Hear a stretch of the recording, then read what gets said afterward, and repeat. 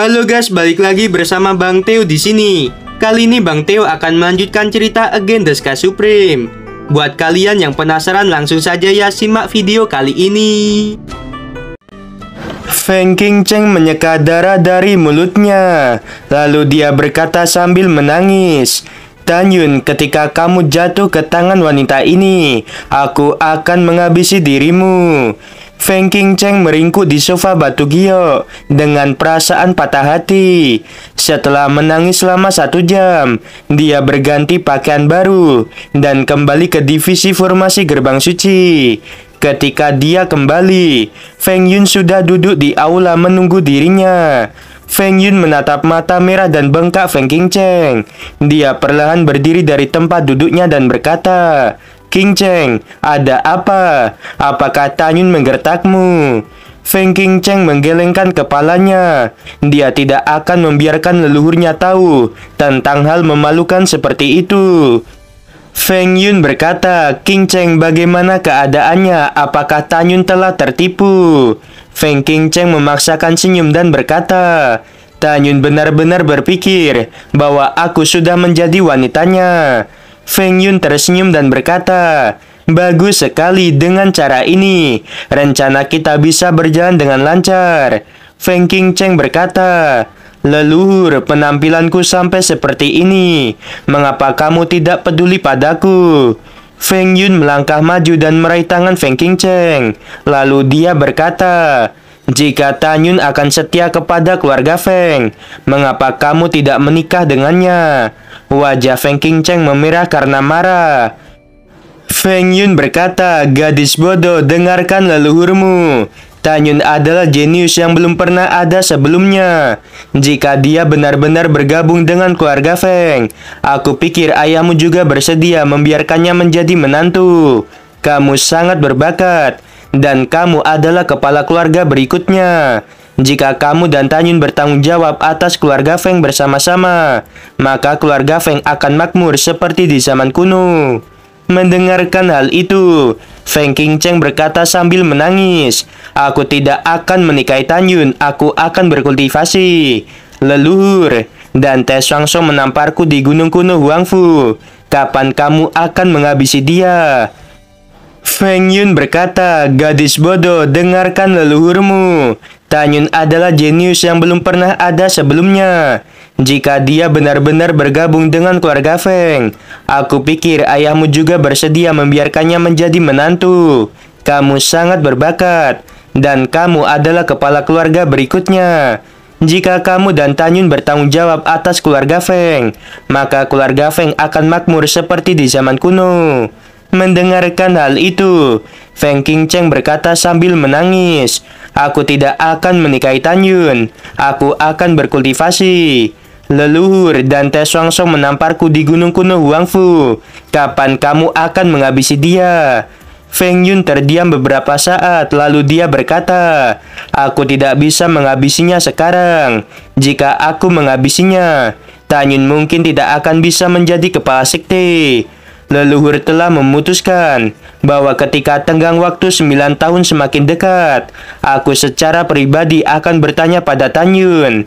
Jika dia tidak ingin bergabung dengan keluarga Feng, maka aku akan mengancamnya dengan nyawamu.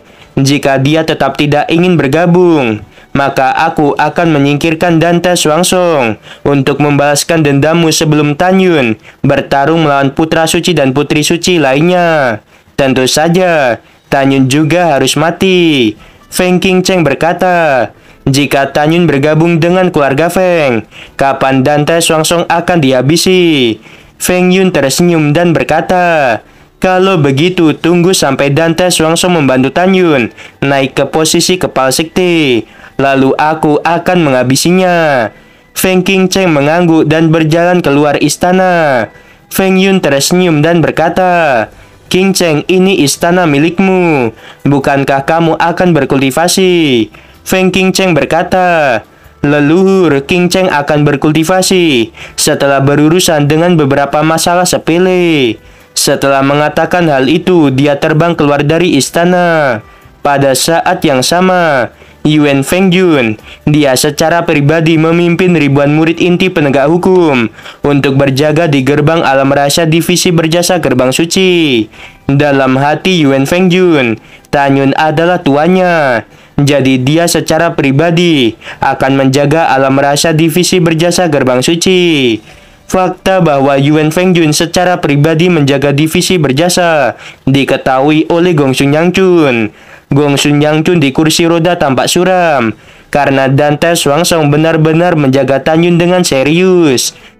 Pada saat yang sama, Gong Sun Yangchun juga tahu bahwa pelayan dari keluarga Jin yang dia kirim tidak akan bisa memasuki divisi berjasa untuk menghabisi Tan Yun. Selain Gong Sun Yangchun, ada dua orang lainnya yang ikut kesal saat ini. Yang pertama adalah Zhu Daosheng, yang merupakan kepala divisi jimat gerbang suci. Dia diperintahkan oleh Pangeran Tobalin untuk menghabisi Tan Yun sesegera mungkin. Yang kedua adalah leluhur divisi jimat, yang juga merupakan jenderal dari dinasti Toba, yaitu Toba King Tian. Pangeran Tobalin memerintahkan Toba King Tian untuk menghabisi Nanggong Ruksue dan mengaku bahwa yang melakukannya dari pihak sekte suci Wang Fu. Hal itu akan menyebabkan kekacauan. Toba King Tian tahu bahwa dalam situasi saat ini, jika dia ingin memasuki divisi berjasa dan menghabisi Nanggong Ruksue akan sangat sulit. Toba King Tian tidak pernah berpikir bahwa divisi berjasa dijaga oleh Yuan Fengjun. Menurut pendapatnya, 22 leluhur dari penegak hukum pasti juga melindungi secara diam-diam. Jika dia datang sendirian, pasti dia akan mati. Dengan perasaan tertekan, Toba King Tian melaporkan masalah itu pada Tobalin. Ketika Tobalin mengetahui masalah itu, dia tetap tenang. Dia hanya menjulurkan jarinya dan menunjuk kepala Toba King Tian. Lalu dia berkata, "Pangeran ini akan memberimu waktu 10 tahun.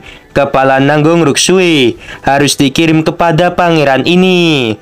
Di sisi lain, leluhur dari divisi 5 jiwa, divisi angin dan guntur, divisi jiwa kuno, divisi jiwa binatang, divisi jiwa suci, divisi jimat dan divisi pil.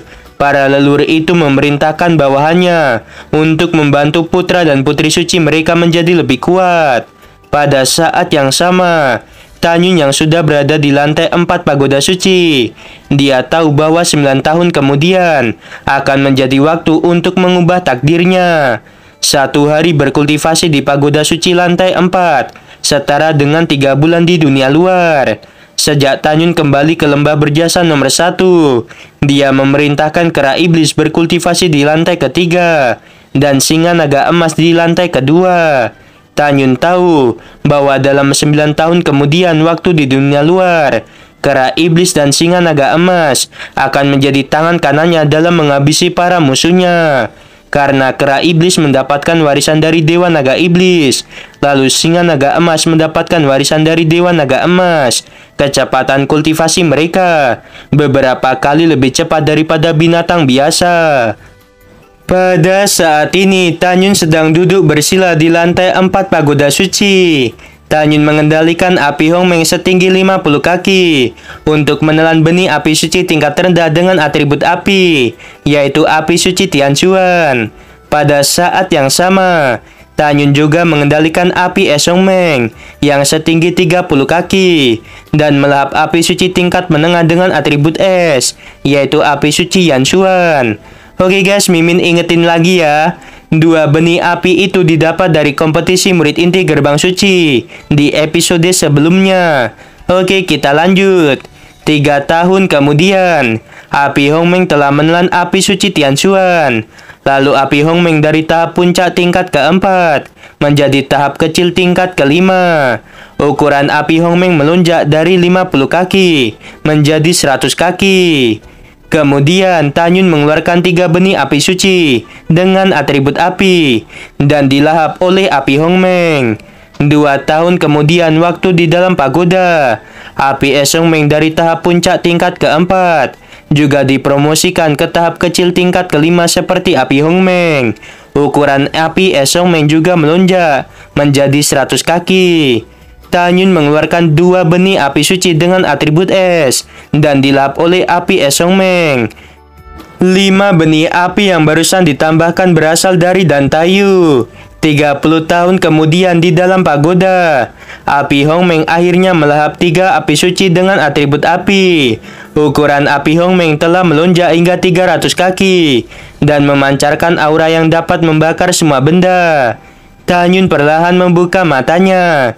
Dia menatap api Hongmeng dan berkata dengan penuh semangat, tahap puncak tingkat ke-6. Kekuatannya begitu kuat sehingga bisa langsung membakar senjata subsuci tingkat tinggi dengan mudah.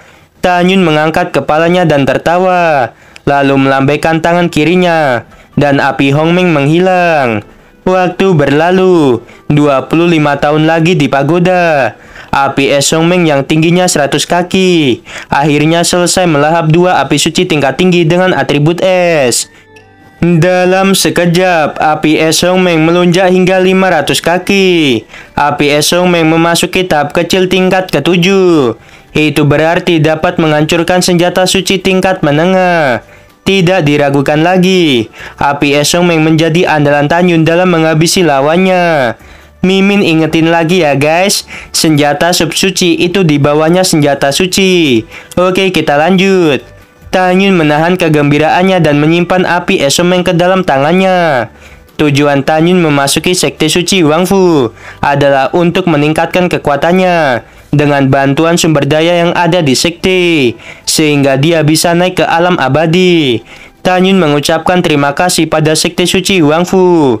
Dia tahu bahwa jika sekte suci Wangfu tidak menyediakan pagoda dan gulungan ruang dan waktu, serta Dante Swangsong tidak memberinya pagoda suci, maka saat ini mungkin Tanyun masih di alam pemurian jiwa.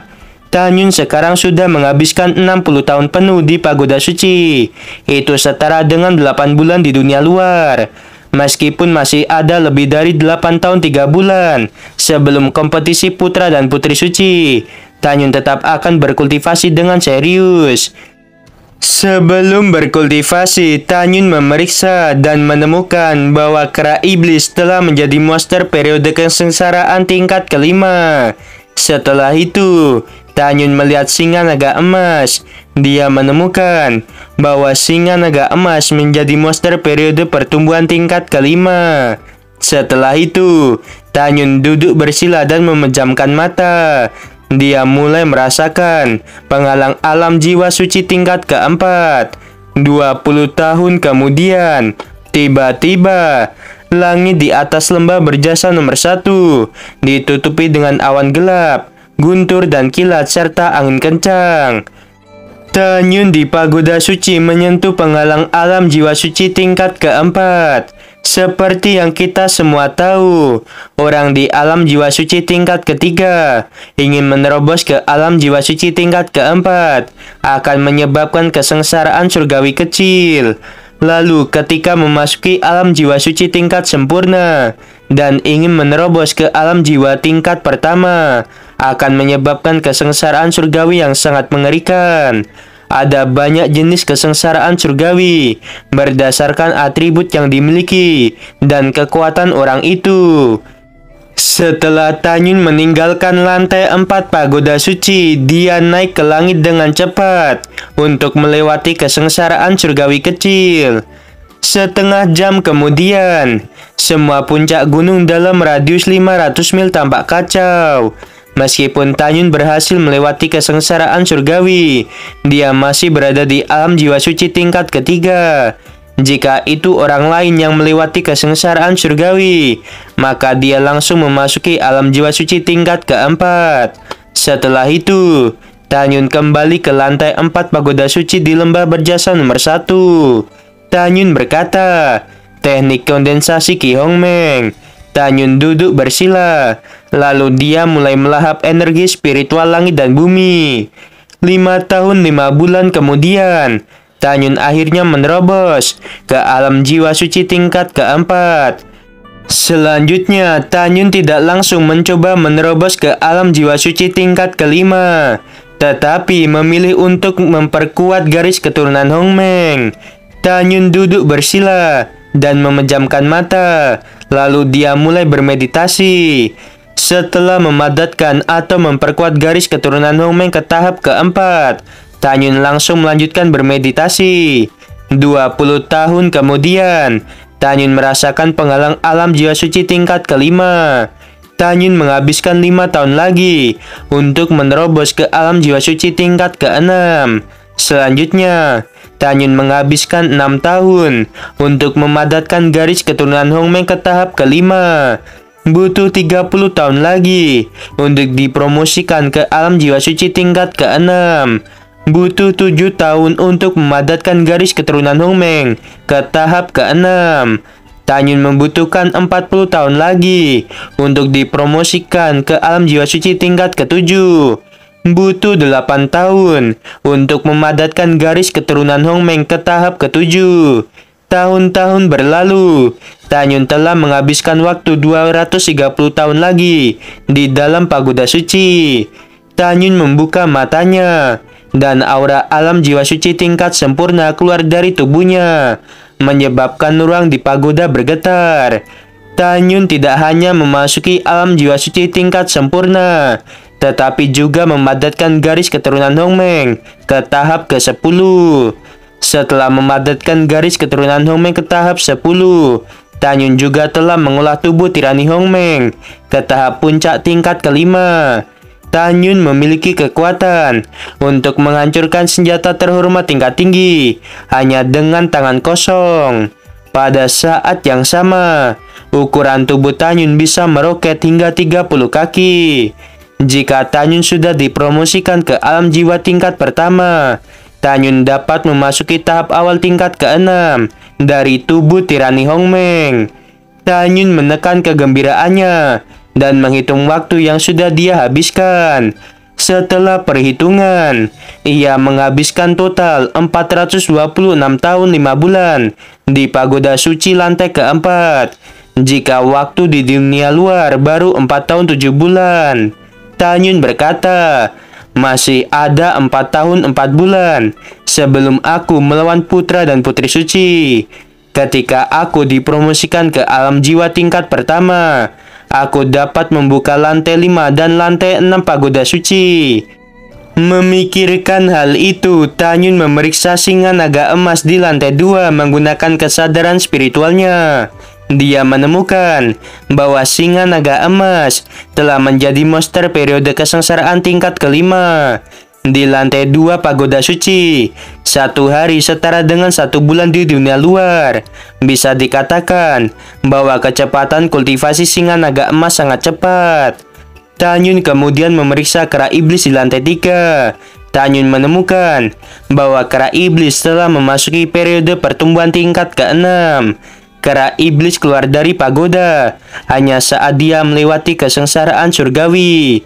Kultivasi periode pertumbuhan tingkat ke-6 setara dengan orang di alam jiwa tingkat ke-6. Namun, dengan kekuatan tantangan lompatan kera iblis, dia sudah cukup untuk menghabisi orang di alam jiwa tingkat sempurna. Tanyun bergumam, setelah aku dipromosikan ke alam jiwa tingkat pertama, aku akan memasuki pagoda suci lantai 6 untuk berkultivasi. Pada saat itu, aku akan membiarkan kera iblis masuk ke lantai 5 dan singa naga emas memasuki lantai keempat. Setelah mengambil keputusan, Tanyun menutup matanya dan mulai merasakan penghalang alam jiwa tingkat pertama.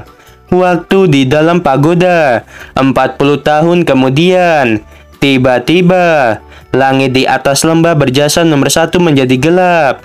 Awan gelap yang sangat luas menutupi area 30.000 mil. Pada saat yang sama di lapangan berjasa, Shen Qingfeng berkata dengan ketakutan, siapa yang menyebabkan kesengsaraan surgawi ini? Dan Tai Song melihat kesengsaraan surgawi dan berkata, siapa itu? Siapa yang telah menyentuh penghalang alam jiwa tingkat ke-7? Seperti yang dikatakan Dante Suangsong, kesengsaraan surgawi kecil di alam jiwa suci datang ketika di tingkat ketiga menuju tingkat keempat. Sementara di alam jiwa, kesengsaraan surgawi kecil akan muncul di tingkat ke-6 menuju tingkat ke-7. Shen Qingfeng berkata dengan gemetar. Kepala sekte bawahan ini tidak tahu. Dan Te Shuangshong berkata, kepala sekte ini akan memeriksa siapa yang akan melewati kesengsaraan surgawi. Dan Te Shuangshong melepaskan kesadaran spiritualnya. Ketika kesadaran spiritual dan Te Shuangshong menyelimuti lembah berjasa nomor 1 tempat Tan Yun tinggal, itu membuat dia sangat kaget. Dan Te Shuangshong berkata, Yuner yang melewati kesengsaraan surgawi, bagaimana mungkin ini bisa terjadi? Yuner melewati kesengsaraan surgawi besar di alam jiwa suci. Bagaimana bisa setara dengan kesengsaraan surgawi kecil di alam jiwa? Dengan pengetahuan dan Te Shuangshong, dia secara alami tahu bahwa sekali Tan Yun dipromosikan ke alam jiwa tingkat pertama, Tan Yun akan memiliki kemampuan yang setara dengan orang di alam jiwa tingkat ke-6 atau bahkan tingkat ke-7. Sungguh kekuatan tantangan lompatan yang menakutkan. Kita harus tahu bahwa semakin tinggi ranah kultivator, semakin lemah kemampuan tantangan lompatannya. Shen Qingfeng menelan ludahnya dan berkata dengan penuh semangat, kepala sekte, maksudmu yang sedang melewati kesengsaraan surgawi adalah kepala sekte muda. Apakah dia akan menerobos dari alam jiwa tingkat ke-6 menuju tingkat ke-7? Dan Te Shuangshong berkata, Yuner baru di alam jiwa suci tingkat sempurna dan ingin menerobos ke alam jiwa tingkat pertama. Dan Te Shuangshong mengepalkan tangannya erat-erat. Dia menemukan bahwa Tan Yun terbang menjauh dari lembah dan bersiap menghadapi kesengsaraan surgawi. Pada saat ini, Tan Yun berdiri di bawah kesengsaraan surgawi. Dia menatap kesengsaraan surgawi yang berwarna-warni di awan gelap. Meskipun Tan Yun tahu bahwa dia akan menghadapi kesengsaraan surgawi 11 atribut dengan kekuatan penghancur yang sangat kuat, tetapi Tan Yun tidak tampak takut. Tan Yun tidak takut karena tubuh tirani Hongmeng telah mencapai tahap puncak tingkat kelima. Tan Yun juga menggunakan garis keturunan Hongmeng dan membuat tubuhnya melonjak menjadi 30 kaki. Tan Yun seperti dewa raksasa yang turun ke dunia. Tan Yun sangat mengejutkan dan Te Shuangshong yang mengawasi dirinya melalui kesadaran spiritualnya. Oke guys, dikit lagi ya sampai di alam jiwa tingkat pertama. Oke, kita tunggu aja ya Mas Bambang melewati kesengsaraan surgawi kali ini. Oke, sebelum video berakhir Mimin mau bilang, sungguh membagongkan. Terima kasih.